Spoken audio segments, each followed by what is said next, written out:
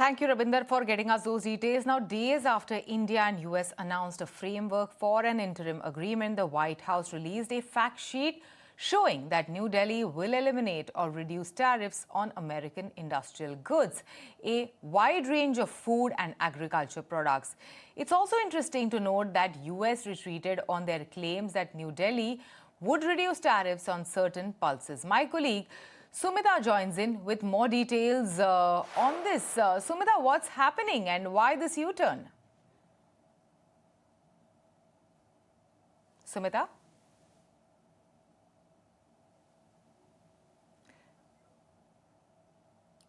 That's right. I could not clearly hear what you were essentially stating. But yes, this is an important development and an important geopolitical and a diplomatic win for India as far as the US-India trade deal is concerned.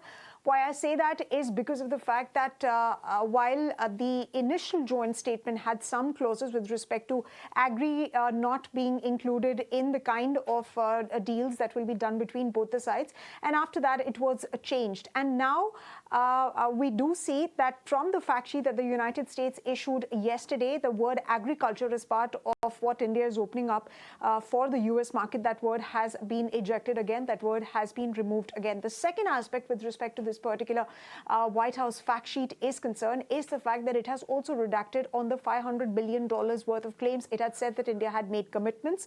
However, in the joint statement, the word commitment was not used. The word was intends to use. And that again has been changed because the US administration, when it was first issued yesterday, they used the word intends, but they have now committed, but they have gone back to using intent again. And the third part, a very important aspect, is related to certain pulses. Now, it's important to note that while Commerce and Industry Minister Piyush Goyal has maintained over and over again, the Commerce Secretary has gone on record to say multiple times that Agri, dairy and GM crops, as far as India's sensitivities are concerned, this deal does not really touch those sensitivities.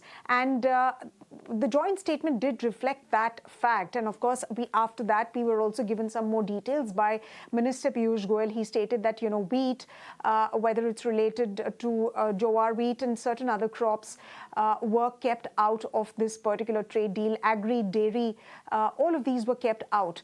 And that also reflected in that joint statement. However, if you saw the fact sheet yesterday, it did mention that certain pulses have been agreed. Now, the pact mentioned it in the context of the fact that India has agreed for the import of certain pulses from the United States, right, which we did not agree to. And then today, again, it was changed again. We haven't yet heard officially from the ministry, from the government, as far as this particular fact sheet is concerned. But this does point to the fact that not only the United States trade dealings are unilateral, but what they come out with is also sometimes unilateral. It's not really professional, especially given the fact that a joint statement, a fact sheet, is expected to represent the sides, to represent both sides, both trading partners, and not just one side's expectations. Sumita, now moving on to an